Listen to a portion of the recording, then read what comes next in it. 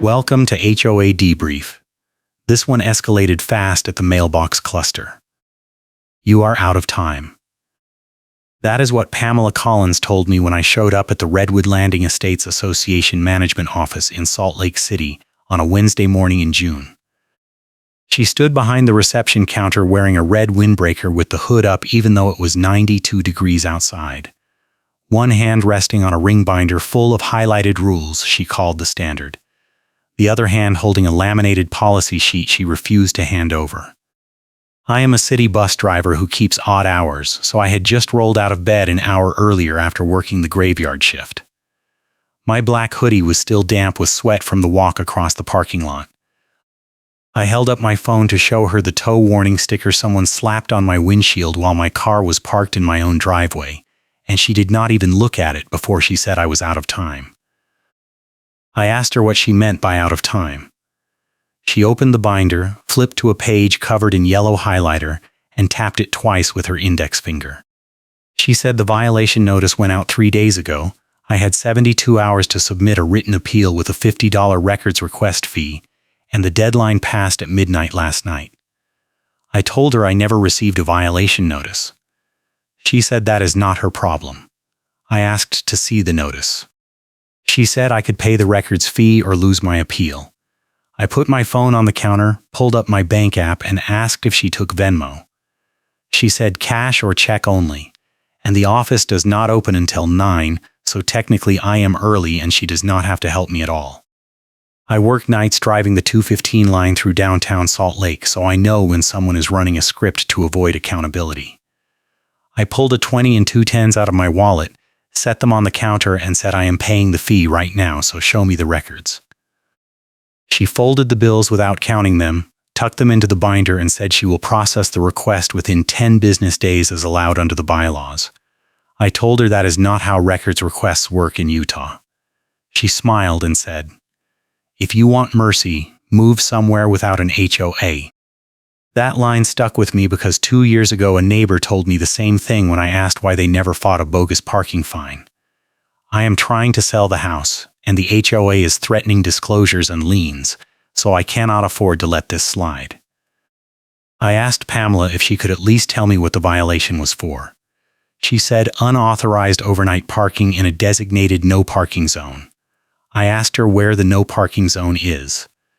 She said my driveway. I laughed because I thought she was joking. She did not laugh. She said the rules changed last month. All driveways are now considered guest overflow areas subject to HOA towing enforcement, and I should have read the updated portal guidelines. I pulled up the HOA portal on my phone right there in front of her and scrolled to the parking section. The page said driveways are private property and exempt from towing enforcement. I turned the screen toward her. She glanced at it, shrugged, and said the online version is outdated. The board approved the change at the May meeting, and the official copy is in the binder she just showed me. I asked to see the May meeting minutes. She said that is a separate records request with a separate $50 fee. I asked if she was serious. She said, "If you want mercy, move somewhere without an HOA." I left the office and sat in my car for 10 minutes trying to cool down. The tow warning sticker was still on my windshield, stuck right over the driver's side wiper blade. It said I had 24 hours to move the vehicle, or it would be towed at my expense. The sticker had a handwritten date and timestamp that did not match when I got home from my shift. I took 3 photos of it from different angles, then peeled it off and put it in a sealed evidence sleeve I keep in my glove box. I have been keeping records like this ever since I bought the house 18 months ago.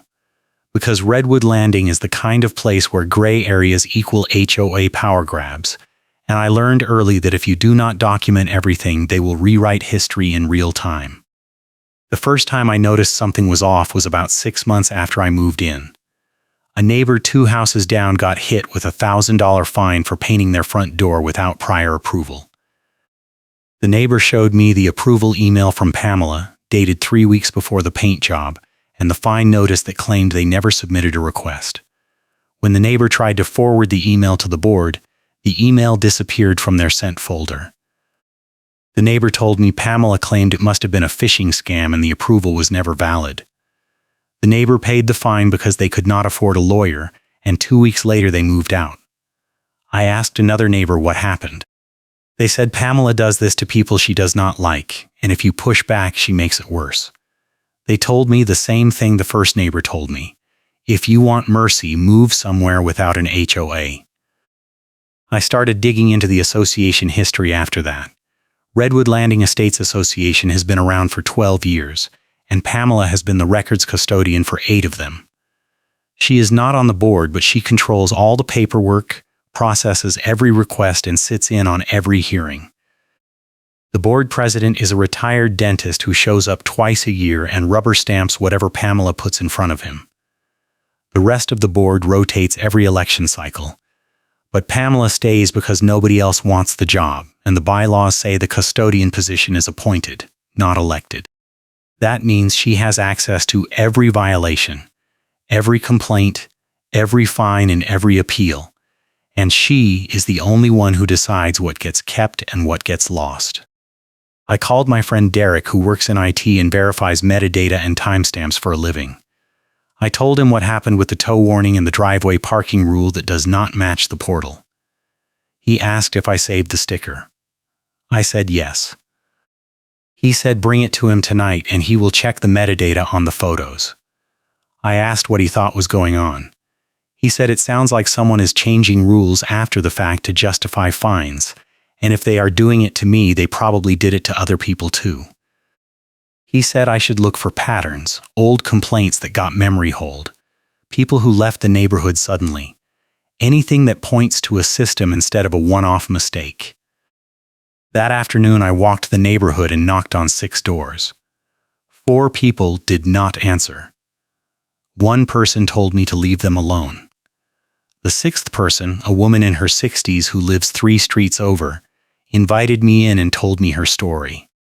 She said 2 years ago Pamela hit her with a fine for an overgrown lawn even though the grass was under the height limit.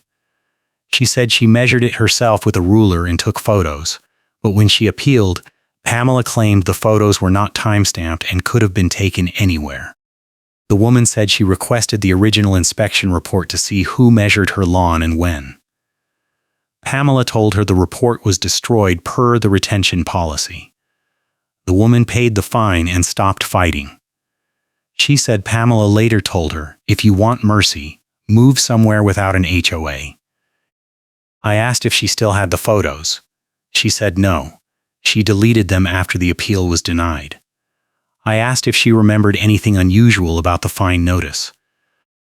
She said it came in a certified envelope, but the postmark date was 3 days after the violation date, which did not make sense because certified mail takes at least 2 days. She said she mentioned it to Pamela, and Pamela told her the postmark does not matter, only the violation date does. I went home and pulled every piece of mail I had received from the HOA in the past 18 months. I spread it all out on my kitchen table and started comparing dates.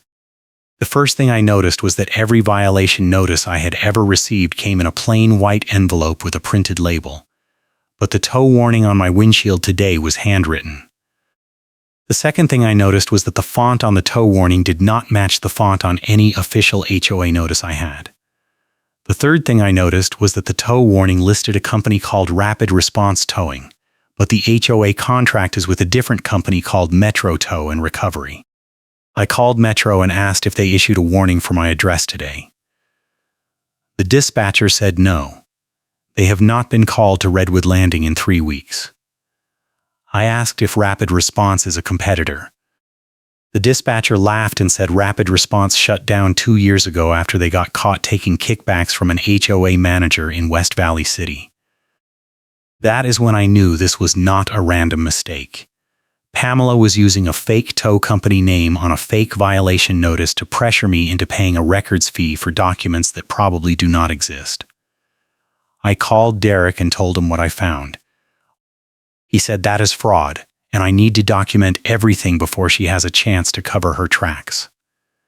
He said meet him at his place tonight, bring all the envelopes and the tow warning, and he will pull metadata on everything. He also said I should file a formal complaint with the management company that oversees the HOA. Because if Pamela is doing this to me, she is doing it to other people, and the management company has a legal duty to investigate. I looked up the management company contact info on the HOA portal and sent an email to the compliance department. I wrote that I received a fraudulent tow warning with a fake company name, that the records custodian is demanding fees for documents that may not exist, and that I have evidence of similar incidents targeting other homeowners. I attached photos of the tow warning, a screenshot of the portal parking rules, and a timeline of the envelope dates. I hit send at 4:15 in the afternoon. By 4:30, I had a reply from the compliance manager saying they received my complaint and would investigate within 30 days per company policy. By 4:45, I had a text from Pamela saying I was banned from the community pool and fitness center pending resolution of my outstanding violation, and that any further contact with HOA vendors or management staff would be considered harassment. That text told me two things. First, Pamela monitors the management company emails in real time, which means she saw my complaint the second I sent it. Second, she is escalating instead of backing down, which means she is either confident she can bury the evidence or desperate enough to gamble that I will not push harder. I screenshotted the text, forwarded it to Derek, and then I did something I normally would not do. I called the non-emergency line for the Salt Lake City Police Department and asked if filing a fraudulent towing notice counts as a crime. The officer who answered said it depends on the intent and the dollar amount, but if I believe someone is using a fake company name to extort money, I should file a report. He gave me the address for the records division and said bring all the paperwork. I spent the rest of the afternoon printing everything I had: the tow warning, the envelope timeline, the screenshots, the compliance email, Pamela's text, and the neighbor's story about the lawn fine. I put it all in a 3-ring binder with tabs and highlighter just like Pamela's standard binder, because I wanted her to see that I was playing her game better than she was. Derek called me at 6 and said come over now, he found something. I grabbed the binder and drove to his apartment in Sugar House. He opened the door before I could knock and pulled me inside. He had 4 monitors set up on his desk, each one showing a different photo I had sent him earlier. He pointed at the first monitor and said the tow warning sticker was printed on a consumer-grade inkjet, not a commercial printer, which means it was made at home. He pointed at the second monitor and said the timestamp metadata on my windshield photos does not match the handwritten time on the sticker, which means someone backdated it by at least 6 hours. He pointed at the third monitor and said he ran a reverse image search on the Rapid Response logo and found it on an archived HOA forum post from 2022, where a homeowner in West Valley accused the company of fraud. He pointed at the fourth monitor and said he pulled the business registration records for Rapid Response Towing, and the company dissolved in April 2023 after the owner was charged with racketeering. I asked him if that was enough to prove Pamela made the sticker herself. He said maybe, but I needed more. He said I should look for other people who got hit with fake tow warnings, compare the stickers, and see if they all have the same metadata signatures. He also said I should request the HOA's towing contract and vendor insurance documents.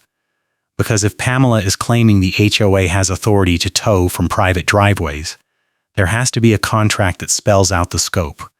And if the contract does not include driveways, then every tow warning she issues is invalid. I asked how I get the contract. He said file another records request, and this time make it so specific that she cannot stall without admitting she is hiding something. The next morning I went back to the management office at 8:55, 5 minutes before they officially opened. Pamela was already there, sitting behind the counter with her red windbreaker hood up and her binder open in front of her. She saw me through the glass door and shook her head. I knocked. She pointed at the clock on the wall. I knocked again. She stood up, walked to the door, and opened it 6 inches. She said the office opens at 9, not 8:55, and I am not welcome here anyway because of the amenity ban.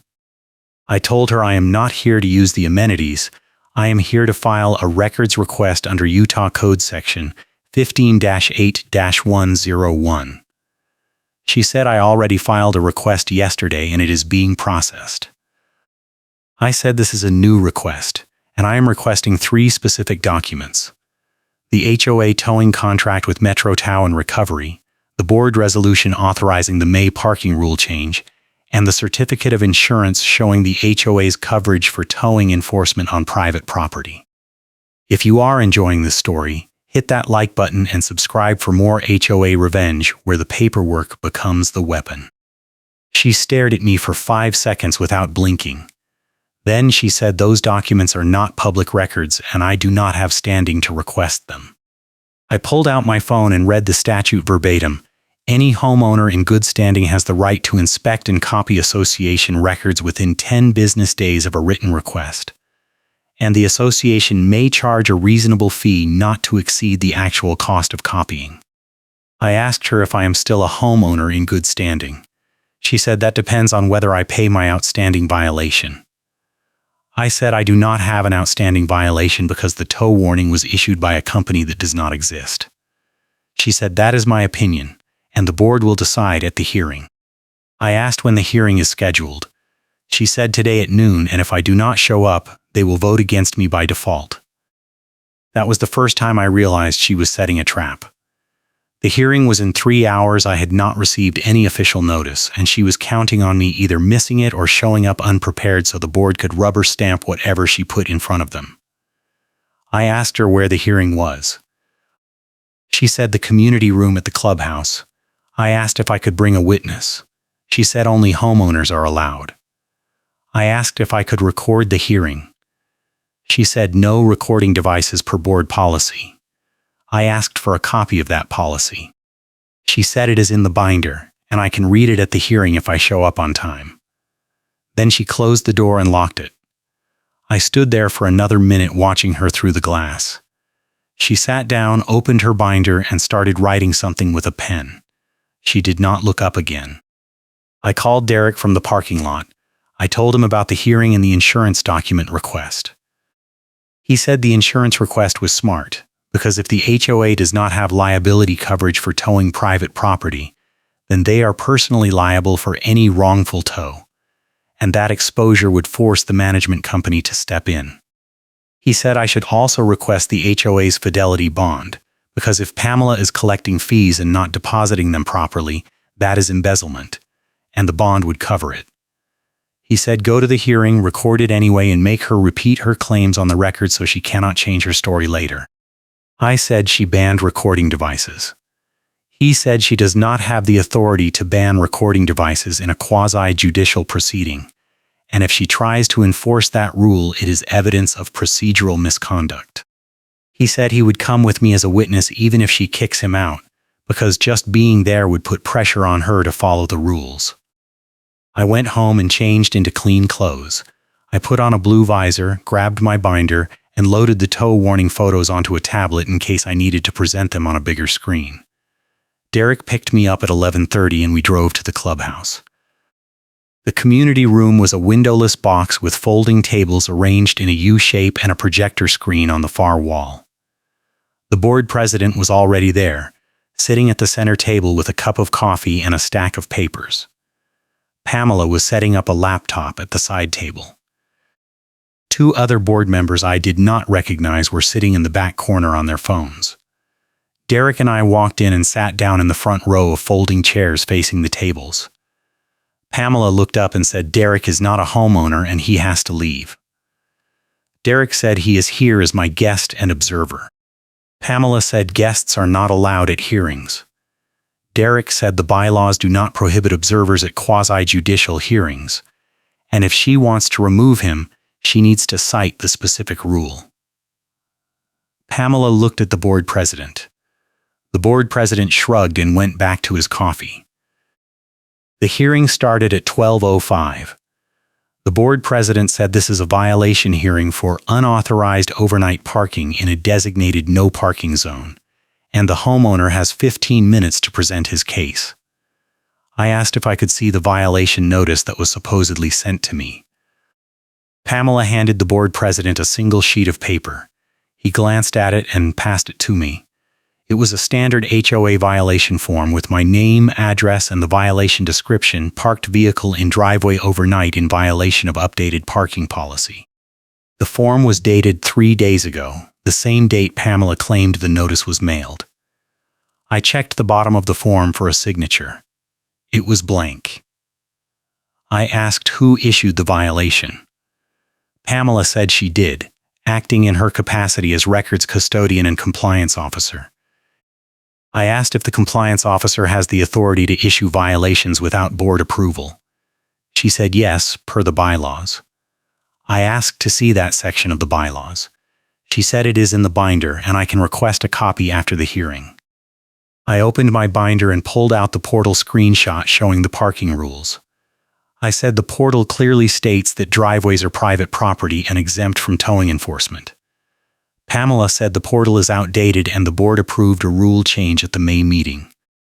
I asked for a copy of the May meeting minutes. She said I already requested that yesterday, and it will be provided within 10 business days.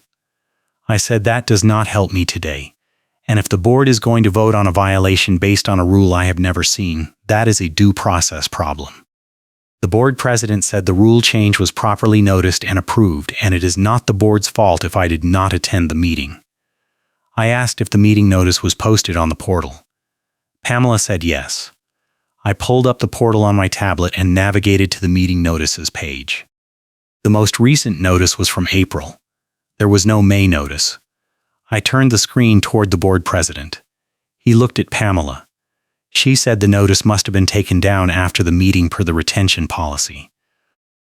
That was the moment I knew she was lying in real time, because the retention policy she kept citing does not exist in any version of the bylaws I have ever seen. I asked her to cite the section number of the retention policy. She said she does not have the bylaws in front of her. I said I do, and I pulled a printed copy from my binder. I flipped to the records section and read it out loud. All meeting notices must be posted on the association website for a minimum of 30 days after the meeting, and all notices must be archived for at least 3 years. I asked her why the May notice was deleted after less than 30 days.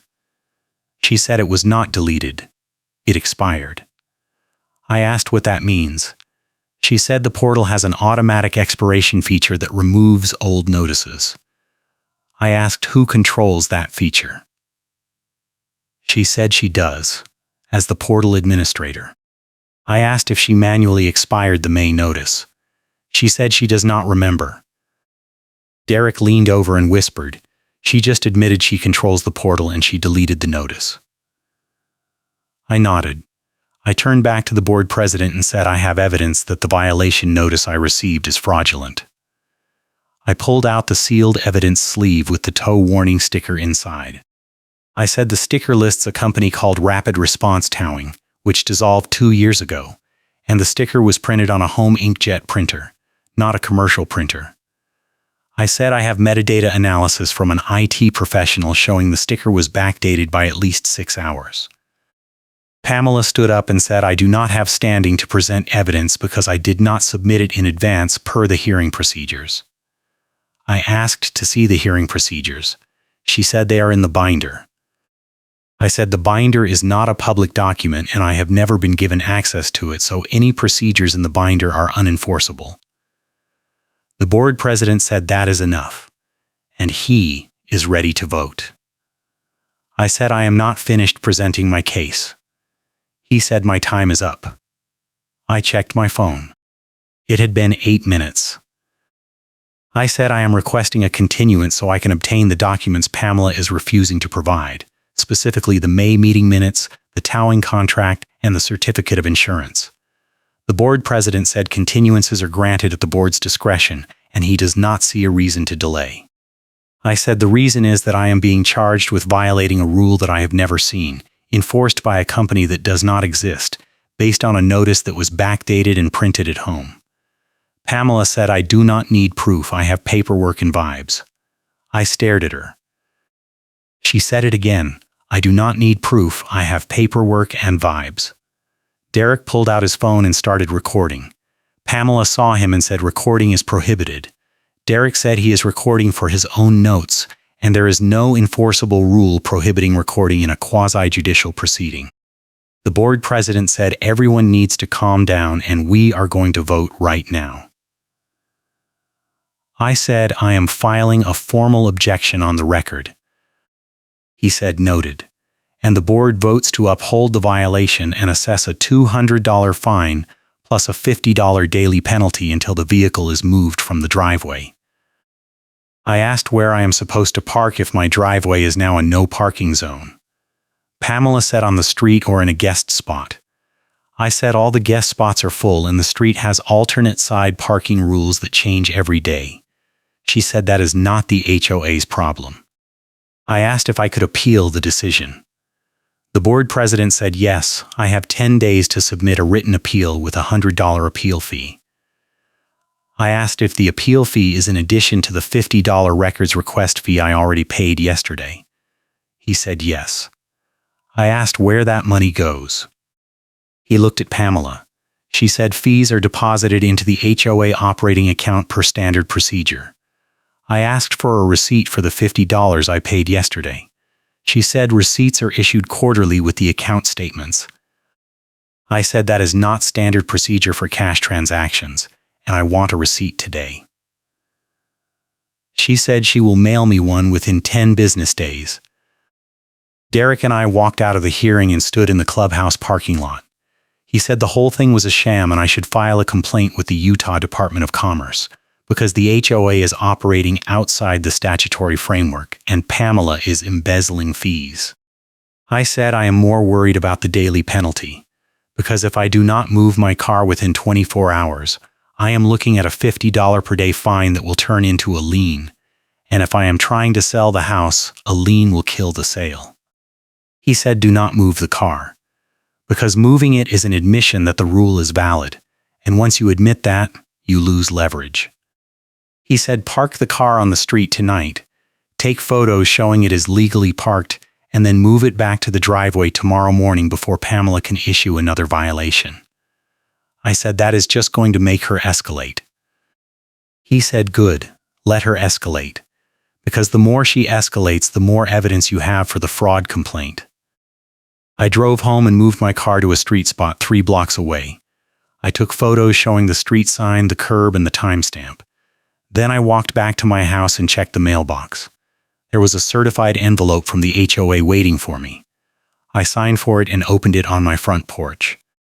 Inside was a 1-page letter on HOA letterhead, stating that due to my continued non-compliance with parking rules and my disruptive behavior at the hearing, I was being temporarily banned from all HOA amenities, including the pool, fitness center, clubhouse, and mailbox cluster, pending payment of all outstanding fines and fees.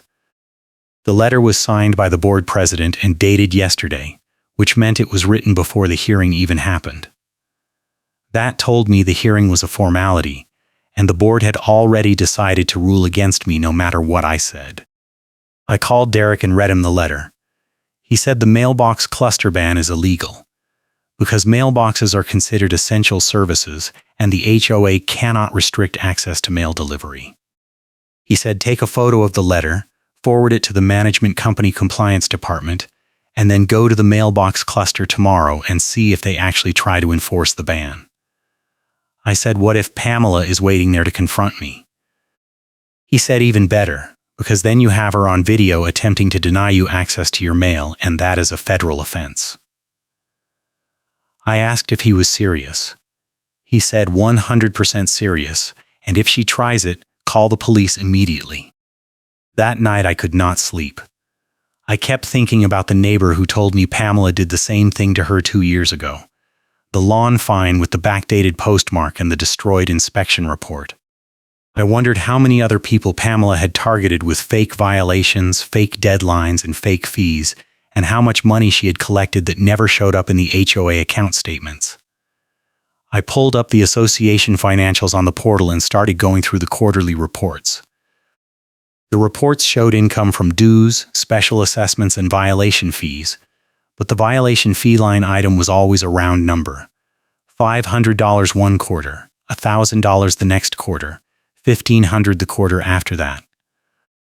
There was never any detail about which homeowners paid which fines, and there was no reconciliation showing how the fees matched up with the violation notices.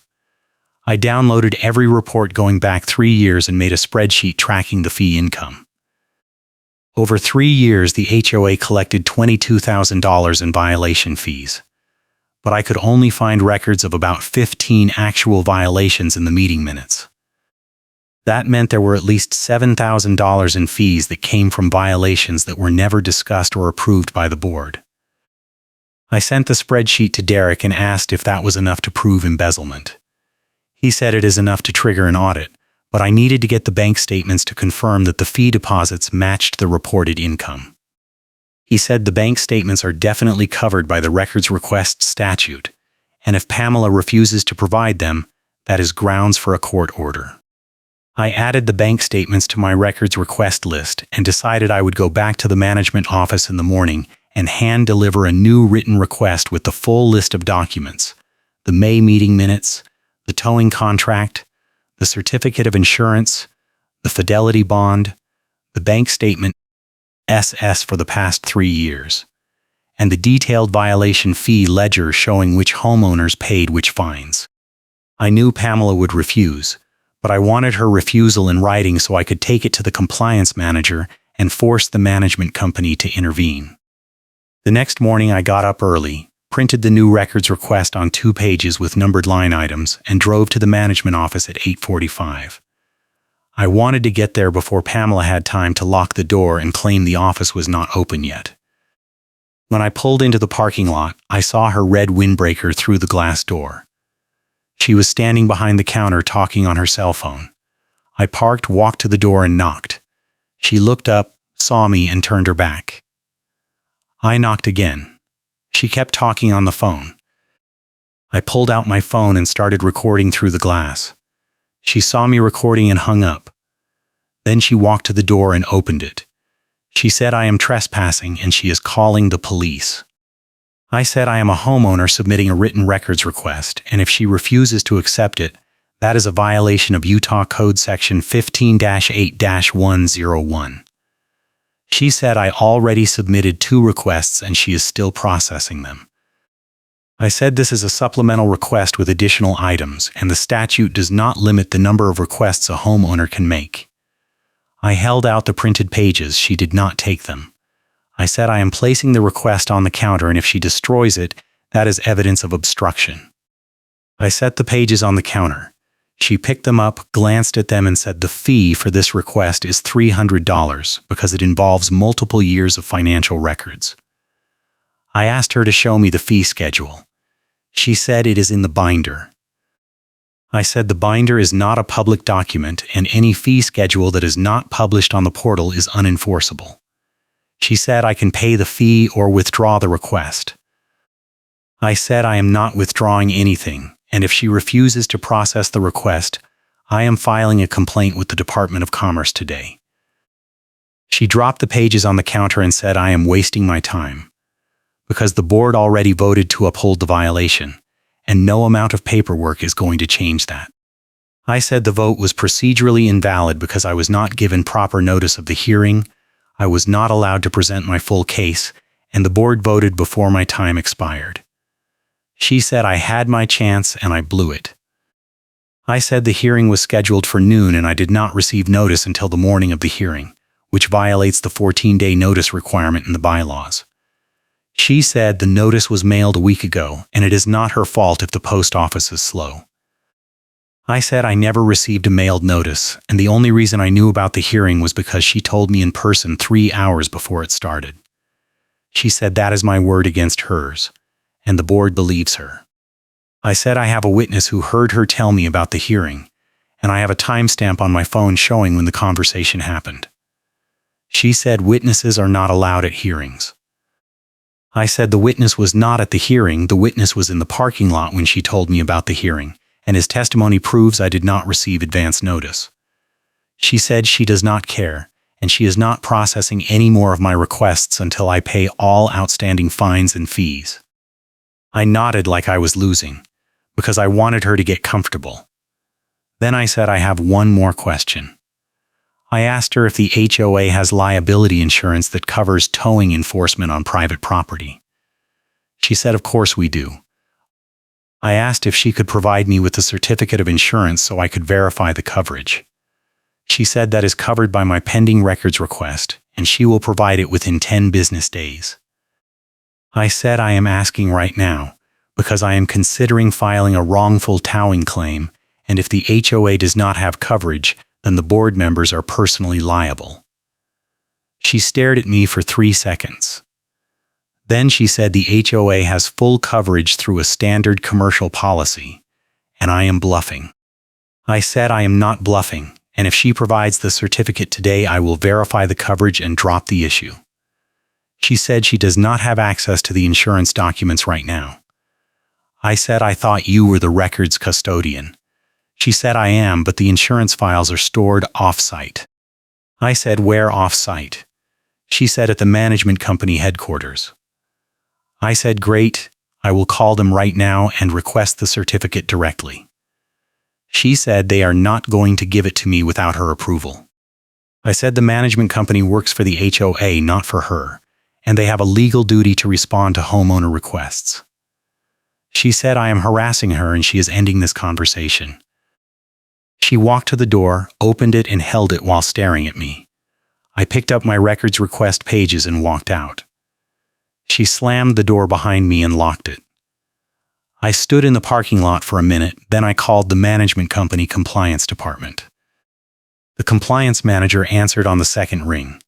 I told her I submitted a records request for the HOA's towing contract and certificate of insurance, and the records custodian is refusing to process it without a $300 fee. The compliance manager said the statutory fee limit is 25 cents per page, and any fee above that is unreasonable unless the request involves extensive staff time. I said the request is for 6 documents that should already be in the HOA's files, and there is no reason it should take extensive staff time. She said she would review the request and get back to me within 48 hours. I asked if I could escalate the issue to a supervisor. She said she is the supervisor. I asked if I could file a formal grievance. She said yes, and she would send me the grievance form by email today. I hung up and checked the time. It was 9:20.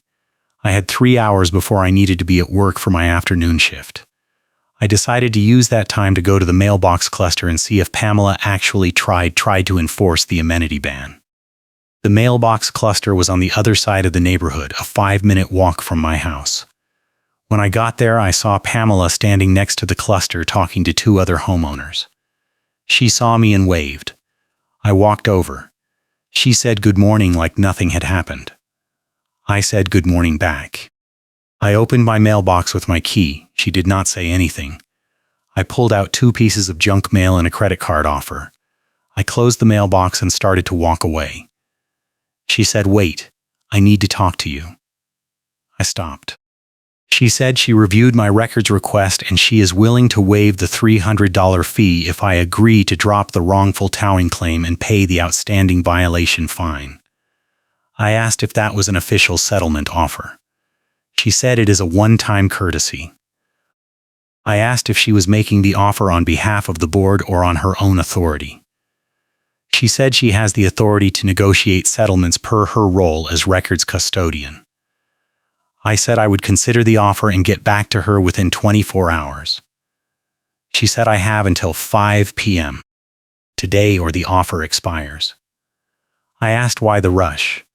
She said because the board is meeting tonight and they are going to vote on whether to refer my case to collections, and once it goes to collections I will owe legal fees on top of the fine. That was the second time she moved the goalposts. First she said I had 10 days to appeal. Now she was saying the board was meeting tonight and voting to send me to collections. I asked her if the board meeting was properly noticed. She said it is an emergency meeting and notice is not required. I said the bylaws do not allow emergency meetings for routine business like collections referrals. She said the board president declared it an emergency because I am causing disruption in the community. I asked, what disruption? She said my complaints to the management company and my public accusations of fraud. I said I never made any public accusations. I filed a private complaint with the compliance department. She said the compliance department forwarded my complaint to the board, and the board considers it defamatory. I asked if she was threatening me with a defamation claim. She said no, she was just telling me what the board is saying. I said I am not dropping anything, and if the board wants to meet tonight, they need to provide proper notice and allow me to attend. She said homeowners are not allowed at emergency meetings. I said that is not in the bylaws. She said it is in the binder. I walked away. I went to work and spent the next 8 hours driving my bus route. Driving helps me think, and by the time my shift ended at 11 p.m., I had a plan. I was going to show up at the emergency board meeting tonight, record the whole thing, and force Pamela to explain on the record why she was refusing to provide the insurance certificate, and why she was charging illegal fees for records requests. If she kicked me out, I would file a complaint with the Department of Commerce in the morning and request an emergency injunction to stop the collections referral. If she let me stay, I would present my evidence and demand that the board vote to suspend all enforcement actions until the management company completed a full audit of the violation fees and the towing procedures. I got home at 11:30 and changed into clean clothes. I grabbed my binder, my tablet, and my phone, and I drove to the clubhouse. The parking lot was empty except for 3 cars: the board president's sedan, Pamela's SUV, and a pickup truck I did not recognize. The community room lights were on. I parked, walked to the door, and tried the handle. It was locked. I knocked. No one answered. I knocked again. The door opened and the board president stood there holding a cup of coffee. He said the meeting is closed to homeowners. I said the bylaws do not authorize closed meetings for any reason other than attorney-client privilege discussions. He said this is an emergency personnel matter. I said I am not personnel, I am a homeowner, and if the meeting is about my case, I have a right to attend. He said I am not allowed in. I said I am recording this conversation, and if you deny me access, I am filing a complaint in the morning. He said do what you want, and he closed the door. I stood there for 10 seconds. Then I heard Pamela's voice from inside. He is still out there. The board president said ignore him. I heard footsteps and then the sound of a deadbolt turning. I walked around the building to the side window. The blinds were closed, but there was a gap at the bottom. I crouched down and looked through the gap. I could see Pamela sitting at the side table with her laptop. The board president was sitting at the center table with 2 other people I did not recognize. One of them was a woman in a business suit holding a stack of file folders. The other was a man in a polo shirt with a lanyard around his neck. Pamela was talking and pointing at something on her laptop screen. I could not hear what she was saying, but I could see the screen, and it looked like a spreadsheet with rows of names and numbers. The board president was nodding. The woman in the suit was taking notes. The man with the lanyard was on his phone. I pulled out my phone and started recording through the window. I could not get a clear angle on Pamela's laptop screen, but I could see her face and her gestures. She was pointing at the screen and then pointing at a printed document on the table. The board president picked up the document and read it. Then he said something, and Pamela laughed. The woman in the suit did not laugh. She said something, and Pamela stopped laughing. Then Pamela stood up, walked to the board president, and handed him a piece of paper. He signed it and handed it back. Pamela folded the paper and put it in her binder. I kept recording for another 2 minutes. Then the man with the lanyard looked toward the window and pointed. Pamela turned and saw me. She stood up and walked toward the window. I stayed where I was. She opened the window and said I am trespassing and she is calling the police. I said I am standing on HOA common property and I have every right to be here. She said I am violating the closed meeting rule. I said there is no closed meeting rule in the bylaws. She said it is in the binder. I said, show me the binder. She said no. I said, then I am not leaving. She said fine, and she closed the window. I heard her talking inside, and then I heard a door open. I walked back to the front of the building. The board president was standing in the doorway with his phone to his ear. He said there is a homeowner outside the clubhouse refusing to leave, and I need an officer to remove him for trespassing. I said, I am not trespassing, I am attending a board meeting. He said, I am not invited and I am disrupting the meeting. I said the meeting was not properly noticed and I have proof. He said, I do not care about my proof, and I need to leave now or I will be arrested. A Salt Lake City patrol car pulled into the parking lot 2 minutes later. A deputy stepped out and walked over to us. The board president said this homeowner is trespassing and I want him removed. The deputy asked me if I lived in the neighborhood. I said yes. He asked if I was causing a disturbance. I said no, I am trying to attend an HOA board meeting and the board president is refusing to let me in. The deputy asked the board president if the meeting was public. The board president said it is an emergency closed meeting. The deputy asked if the bylaws allow closed meetings. The board president said yes. The deputy asked to see the bylaws. The board president said he does not have them with him. The deputy looked at me. I pulled up the bylaws on my tablet and showed him the section on meetings. The deputy read it and said there is no provision for closed meetings except for attorney-client discussions, and if this is not an attorney-client discussion, the homeowner has a right to attend. The board president said it is a personnel matter.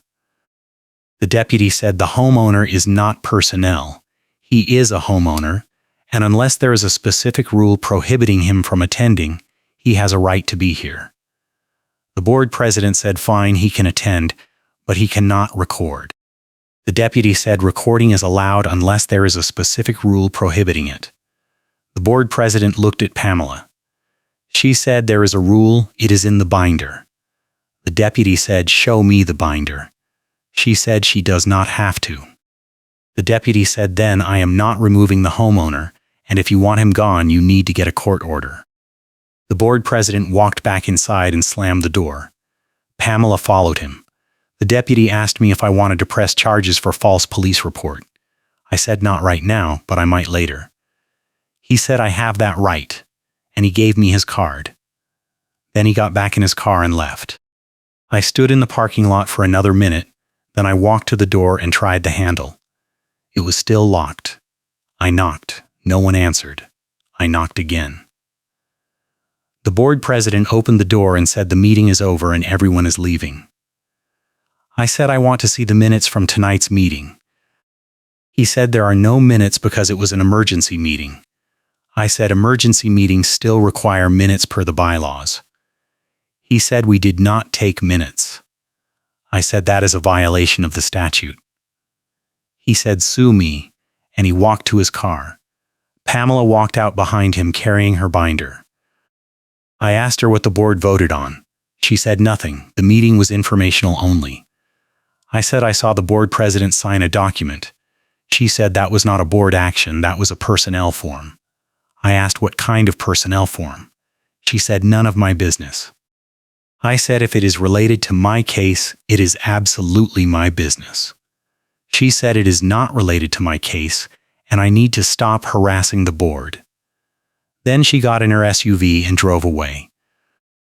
I went home and could not sleep again. I kept replaying the scene at the window, Pamela pointing at the spreadsheet, the board president signing the document, the woman in the suit taking notes. I knew they were planning something big, something that would lock me out of any appeal or remedy. The next morning I called Derek at 7 and told him everything that happened.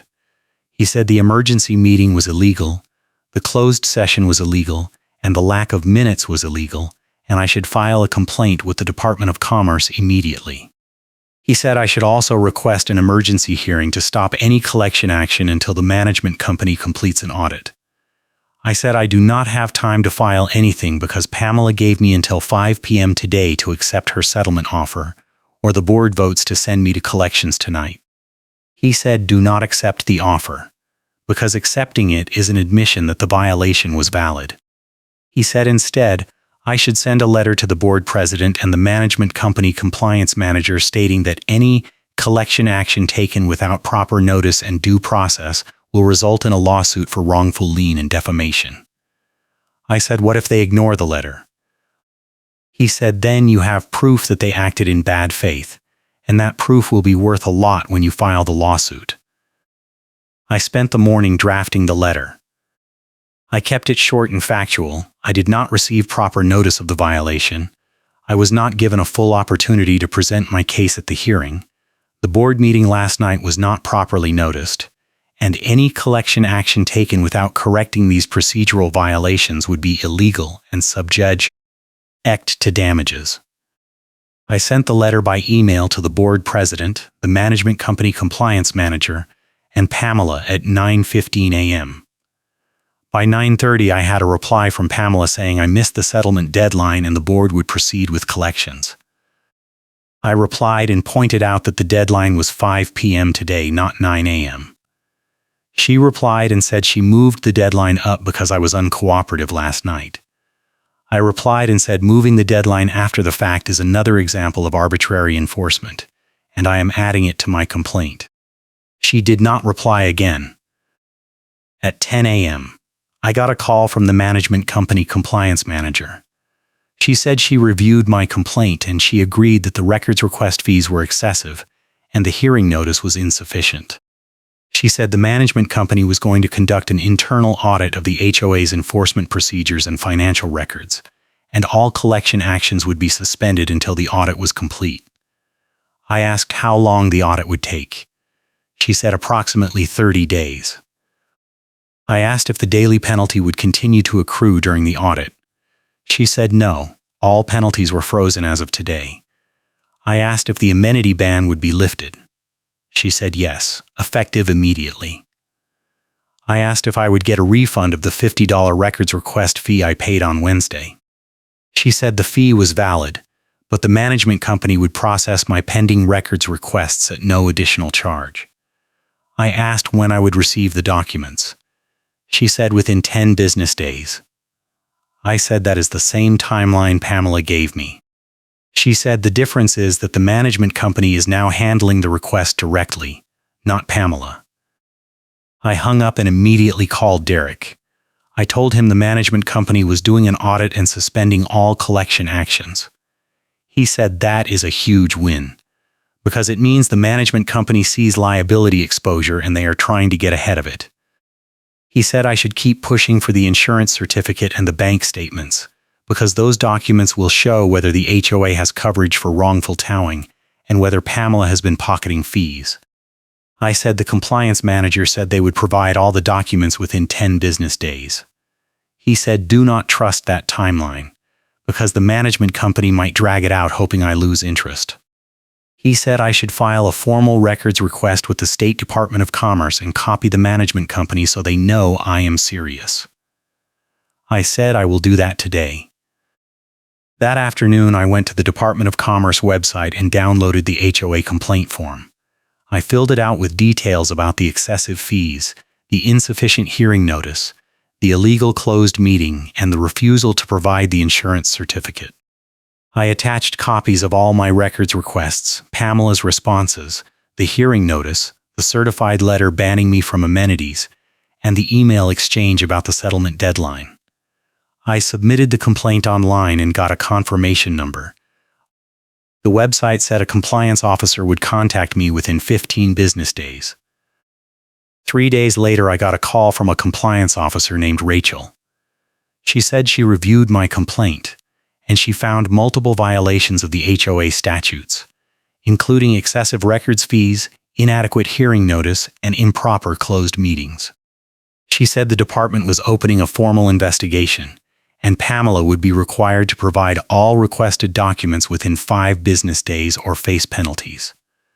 She asked if I wanted to pursue restitution for the fees I paid. I said yes. She said I would need to provide receipts and proof of payment. I said I paid cash and Pamela refused to give me a receipt. She said that is a separate violation, and the department would require the HOA to provide a full accounting of all fees collected in the past 3 years.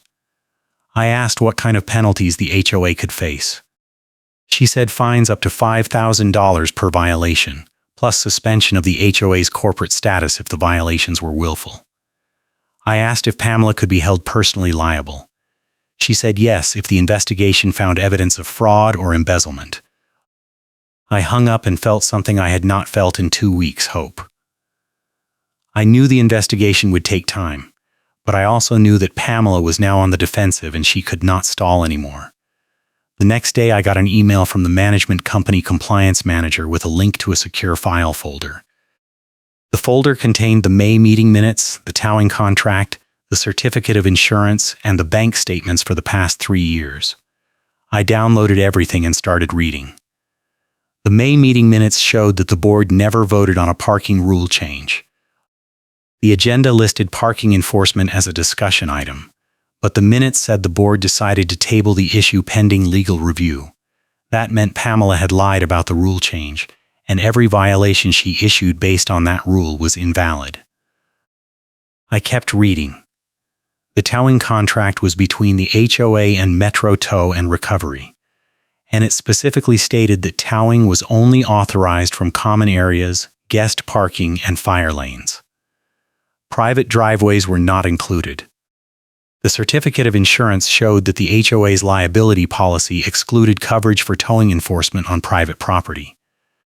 That meant every tow warning Pamela issued for driveway parking was outside the scope of the contract and outside the scope of the insurance, and if she had actually towed my car, the HOA would have been personally liable for wrongful towing. I opened the bank statements and compared them to the violation fee income reported in the quarterly financials. The statements showed dozens of cash deposits that were not itemized in the financials. Over 3 years, there were 42 cash deposits totaling $18,000 that were not accounted for in the violation fee ledger. I made a spreadsheet matching the deposit dates to the violation notices in the meeting minutes. Only 15 of the deposits matched violations that were discussed at board meetings. The other 27 deposits had no corresponding violation notices, which meant Pamela was issuing violations, collecting fees, and depositing the money without reporting it to the board. I called Derek and told him what I found. He said that is textbook embezzlement, and I need to turn over the evidence to the Department of Commerce immediately. He said I should also send a copy to the management company and demand that they terminate Pamela's contract and refer the matter to law enforcement. I said I am worried that if I do that, Pamela will destroy the rest of the evidence before the investigation is complete. He said, that is why I need to move fast, because the longer I wait, the more time she has to cover her tracks. I said, I will send everything today. I drafted an email to the compliance officer at the Department of Commerce and attached the spreadsheet, the bank statements, and the meeting minutes.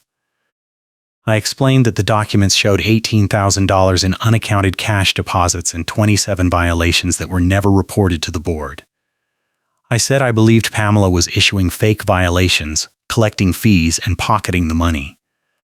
I said I had evidence that she used a fake towing company name on my violation notice, and I suspected she had done the same thing to other homeowners. I asked if the department could subpoena the HOA's complete financial records and interview other homeowners who had been targeted with violations. I hit send at 4 p.m. on a Friday afternoon. By Monday morning, I had a reply from Rachel saying the department was escalating my complaint to the enforcement division, and a fraud investigator would contact me within 48 hours. She said I should not discuss the investigation with anyone else in the HOA, because the department did not want to tip off Pamela before they completed their review. I said I understood, but I had already sent a copy of the evidence to the management company. She said that is fine, because the management company has a duty to cooperate with the investigation. She said the investigator would contact the management company directly and request all records related to Pamela's employment and financial transactions. That afternoon, I got a call from the management company compliance manager. She said the management company had reviewed the evidence I provided, and they were immediately suspending Pamela's access to the HOA's financial accounts and records. She said Pamela would not be allowed to process any more records requests or collect any more fees until the investigation was complete. She said the management company was also placing Pamela on a no-contact directive, which meant she was not allowed to communicate with me or any other homeowner about enforcement matters. I asked what would happen to my case. She said the board would hold a new hearing with proper notice, and I would have a full opportunity to present my evidence. She said the management company would provide a neutral hearing officer to ensure the process was fair. I asked when the hearing would be scheduled. She said within 30 days. 2 weeks later, I got a call from a fraud investigator named Tom.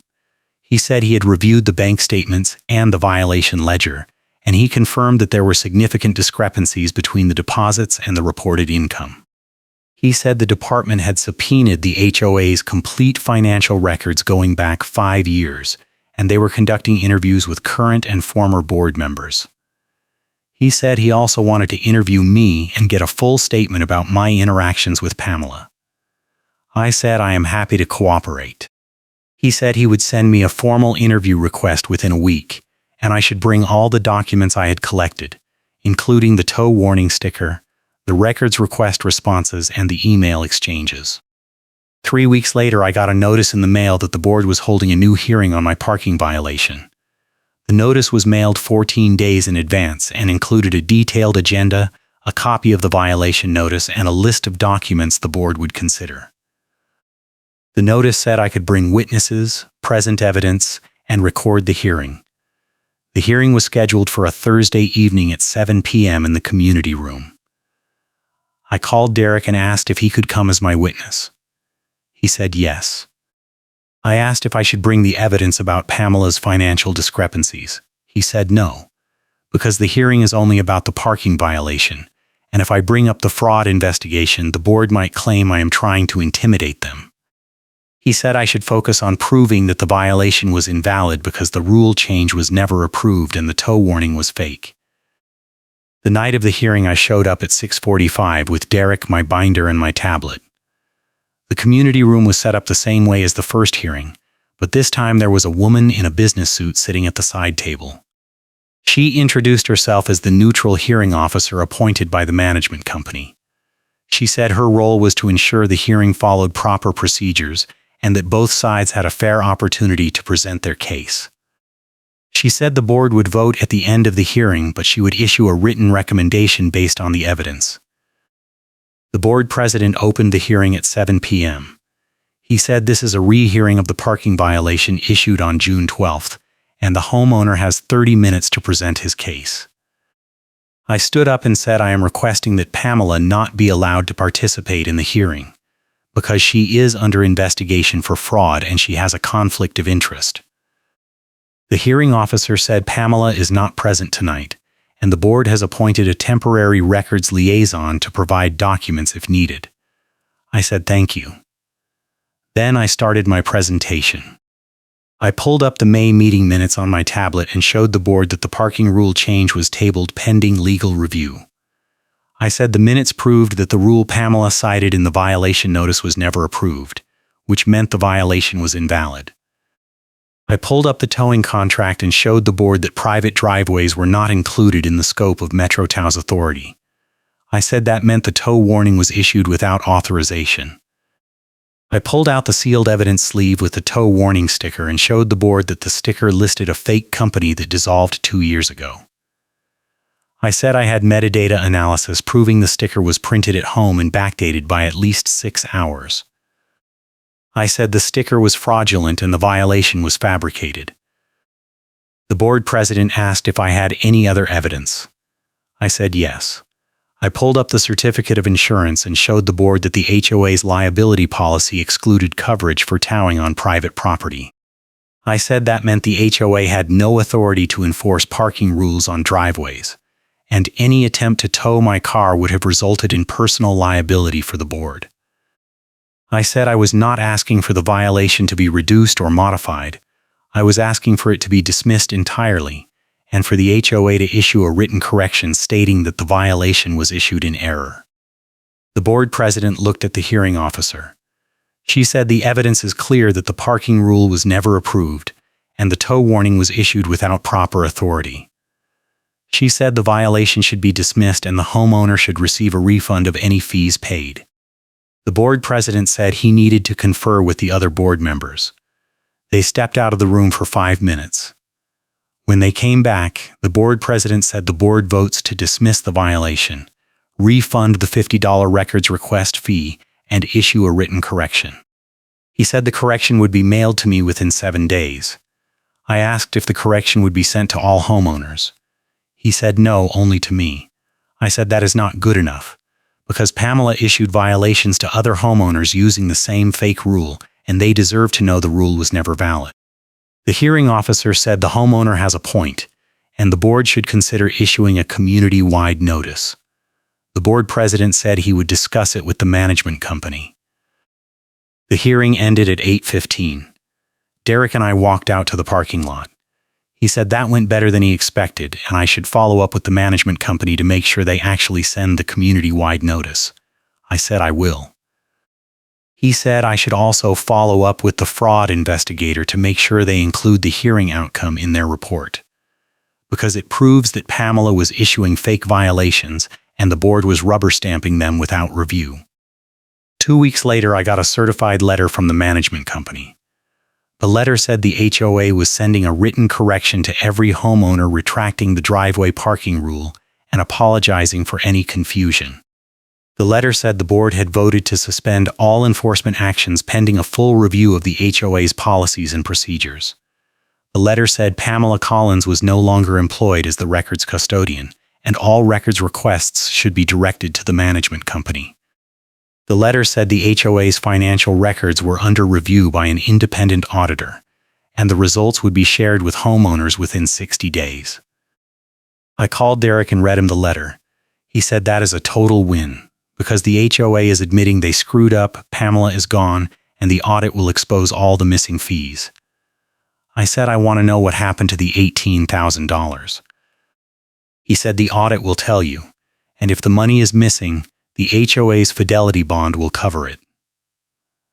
I asked if Pamela could face criminal charges. He said that depends on what the fraud investigator finds, but embezzlement is a felony, and if she stole $18,000, she is looking at prison time. A month later, I got a call from the fraud investigator.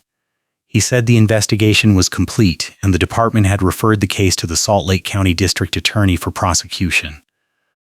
He said the investigation found evidence that Pamela issued at least 32 fake violations over 4 years, collected approximately $23,000 in fees, and deposited the money into a personal account instead of the HOA account.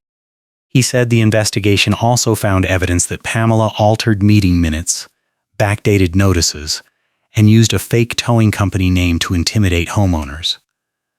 He said Pamela was charged with theft by deception, forgery, and official misconduct. He said the charges carried a maximum sentence of 5 years in prison and restitution to the victims.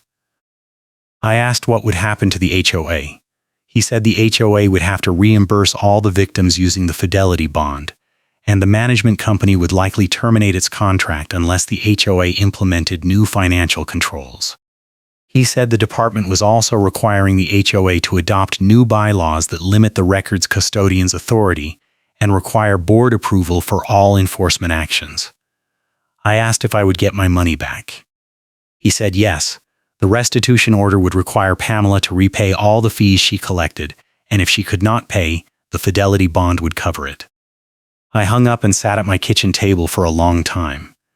I thought about the neighbor who told me Pamela did the same thing to her 2 years ago, and how she paid the fine and moved out because she thought she had no choice. I thought about all the other homeowners who paid fake fines and never fought back because they did not know how. I thought about how close I came to giving up and accepting Pamela's settlement offer just to make the problem go away. I thought about how one fake tow warning led to a fraud investigation that exposed a 4-year embezzlement scheme. 3 months later, I got a check in the mail from the HOA's insurance company. The check was for $300, representing the $50 records request fee, the $200 violation fine, and $50 in statutory damages. The check came with a letter from the management company saying the HOA had adopted new bylaws, hired a new records custodian, and implemented quarterly audits to prevent future misconduct. The letter said the board had voted to remove the driveway parking restriction entirely, and all homeowners were free to park in their driveways without HOA approval. A week later, I saw a story in the local news about Pamela's arrest.